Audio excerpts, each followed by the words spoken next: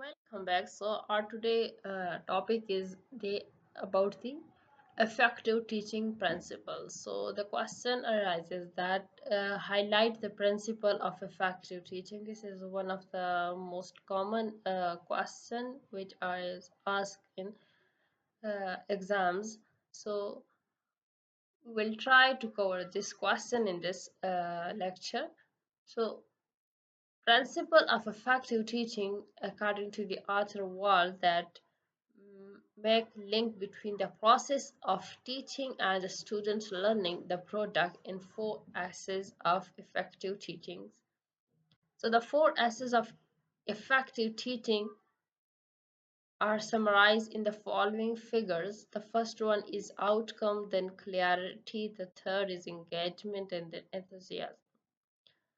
Outcome included that let students know where they are going and why they are going and drive hard toward their clear goals. The next is clarity. In this, there are two topic included. That the one is make the content as clear as and simple as possible. The second is build on what students already know. The third is engagement. In this, the first point is don't lecture for more than 30 minutes before running an activity that involves all the students. The second point included that people learn what they do. So have students do everything that you want them to learn. And the fourth is enthusiasm. If you had to teach it, your students will hate to learn it. The only key to motivation is success because the effective teaching focuses on the needs, interest, and experience of students.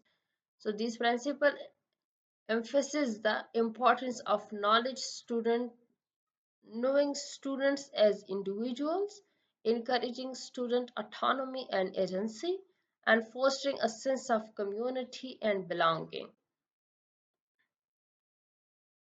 Now, according to Walls, in 1999, students' learning is better, faster, and are more long-lasting when teachers play the following four principles. The first is outcome, like the outcome enables students to focus their attention on clear learning goals. So these outcome inform students of where they are going and how they will get there.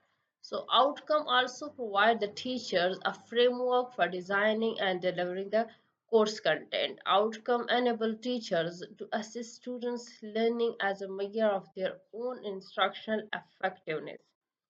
The second is clarity. The effective teacher provides explanation and give details of the course concept and content. If students do not learn, it means the method of delivery may lack the required degree of clarity. So the teacher should make the message clear and in a clear form the alternate perspective to alternate senses. So, the effective instructional practice of the teacher should afford students the opportunity to make the connection between the new material and the concept that they have already been learned. The next point is engagement. In this, the principle suggests that students learn by doing. So, teachers must create an educational environment that offers students the opportunity to practice every concept that they are learning. So, in this, they will engage as well as they motivate so they can easily do what they want. And the effective teacher use those instructional strategies that engage students throughout the lesson. So if they engage, they can easily explore and they get the new ideas. The next point is enthusiasm. In this, the principle of high level of enthusiasm reflect teachers' professional competence and confidence. So teachers subject matter knowledge and instructional experiences. Teachers establish a positive learning environment and show their enthusiasm for the subject matter. They use a student's name and reinforce students' participation during class and keep moving among the students. So here are further eight principle for effective teaching. Like you can write those principle as well in your paper. The first is student centeredness, like focus on students needs, interest and experiences. This approach prioritizes students autonomy, agency and voice, leading to increased motivation and engagement. So by recognizing students' unique experience, educator can create a more inclusive and supportive learning environment. The second is clear goal and objectives. In this, set measurable and achievable goals, the first step, and then align instruction with learning objectives. Clear goal and objective provide direction and focus for instruction, enabling educators to design a targeted and effective lesson. So by sharing these goals with students, educators can promote a sense of purpose and direction.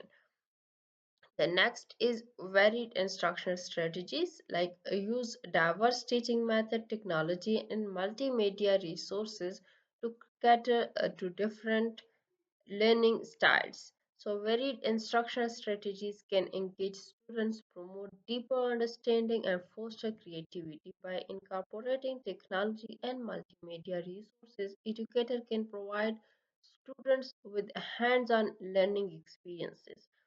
The next point is ongoing assessment and feedback, like regularly assesses students' learning and provide constructive, timely feedback.